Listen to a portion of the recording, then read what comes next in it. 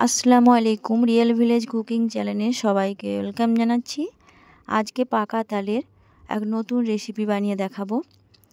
পাকা তাল দিয়ে তো অনেক রকমের পিঠা খেয়েছেন, আজকে আমি নতুনভাবে নতুন পদ্ধতিতে এই পিঠা বানিয়ে দেখাবো। এখানে আমি নিয়ে নিচ্ছি চালের আটা। এই ছোট্ট বাটি মাপ করে আমি নিয়ে নিচ্ছি চালের আটা। চালের আটা নিয়ে নিচ্ছি 3 বাটি পরিমাণে, 3 থেকে 4 বাটি পরিমাণে নিয়ে নিলাম। আর এখানে আমি তাল আগের থেকে মেরে নিয়েছি, আর এই তালের মাড়ি নিয়ে নিচ্ছি 2 থেকে 3 বাটি পরিমাণে।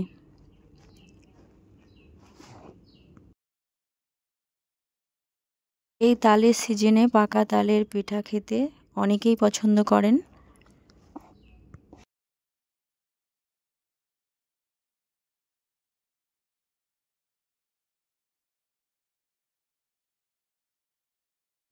দিয়ে দিচ্ছি সামান্য পরিমাণে লবণ, আর চিনি দিয়ে দিচ্ছি 3 চামচ পরিমাণ।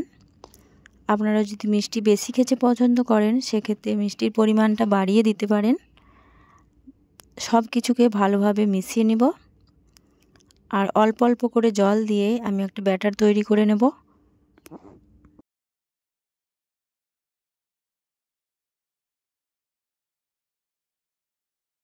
এখানে জল আমি ঠান্ডা জল নিয়েছি, নর্মাল জল। খুব ভালোভাবে মিশিয়ে নেব। এখানে কিন্তু খুব ভালোভাবে মিশিয়ে নিতে হবে, কোনো রকম দলা বেঁধে না থাকে। আপনারা স্কিপ না করে পুরো ভিডিওটা দেখতে থাকুন, খুবই ভালো লাগবে। আমি একবারই একসঙ্গে জল না দিয়ে অল্প অল্প করে দিচ্ছি আর মাখিয়ে নিচ্ছি। খুব ভালোভাবে মাখাতে হবে।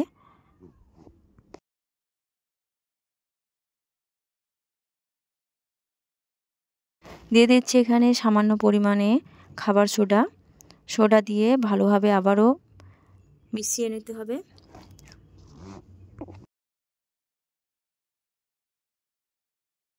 এই দেখুন ব্যাটারটা ঠিক রেডি হয়ে গেছে। ব্যাটারটা ঠিক এরকম হবে। আমি একটু ভালোভাবে আপনাদের দেখিয়ে দিচ্ছি। এই দেখুন। এবার আমি কড়াইয়ের মধ্যে তেল নিয়ে নেব। তেল এবং কড়া ভালোভাবে গরম করে নিতে হবে। চামচের সাহায্যে 1 চামচ করে নিয়ে আমি পিঠেগুলোকে বানিয়ে নেব।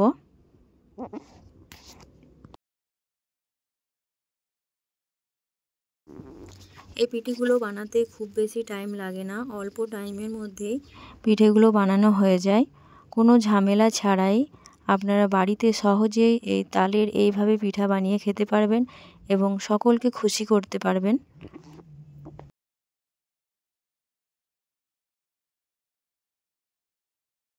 এক সাইডটা হয়ে গেলে আমি অপর সাইডটা উল্টে দেব। আপনারা যখন পিঠাগুলো ভাজবেন এই পর্যায়ে গ্যাসের ফ্লেমটা লোতে রাখতে হবে, নাহলে ভেতরটা কাঁচা থেকে যেতে পারে। দু সাইডটায় যখন ভালোভাবে ভাজা হয়ে যাবে তেল ঝরিয়ে তুলে নেব।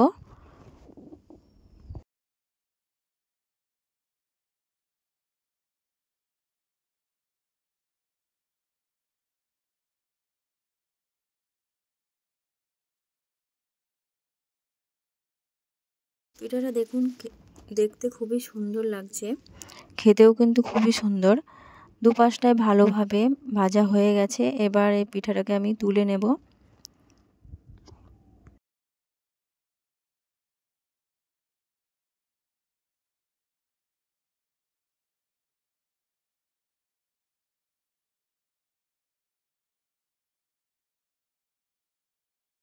বাকি সব কটা পিঠা ঠিক একইভাবে আমি ভেজে নেব।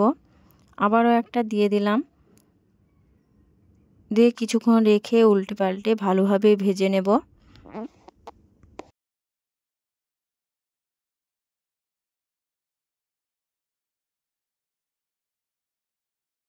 এটাও ভাজা হয়ে গেছে, তুলে নিচ্ছি। একটা প্লেটের মধ্যে নিয়ে নিচ্ছি।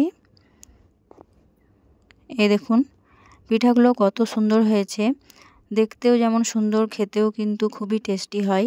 আপনারা একবার হলেও বাড়িতে ট্রাই করে দেখবেন, খেতে কিন্তু খুবই ভালো লাগবে। একবার বানালে মন ভরবে না, বারবার বানাতে ইচ্ছা করবে, এতটাই মজাদার হয় এই তালের সিজনে এই তালের পিঠা। এই দেখুন দু সাইডটাই খুব ভালোভাবে হয়ে গেছে। তাহলে বন্ধুরা আমার এই পিঠার রেসিপি আপনাদের কেমন লাগলো অবশ্যই কমেন্টে জানাবেন। ভালো লাগলে চ্যানেলটা সাবস্ক্রাইব করে পাশে থাকার অনুরোধ রইল।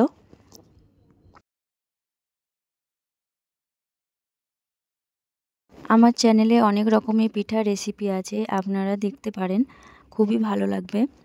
এই দেখুন পিঠাগুলো একটু ভালোভাবে আপনাদের দেখিয়ে দিচ্ছি।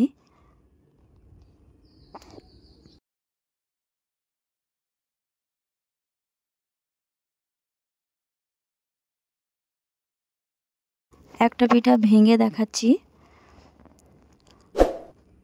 খুবই ওপরে মুচমুচে, ভেতরটা নরম, মুখে দিলেই মিলিয়ে যাবে। এ দেখুন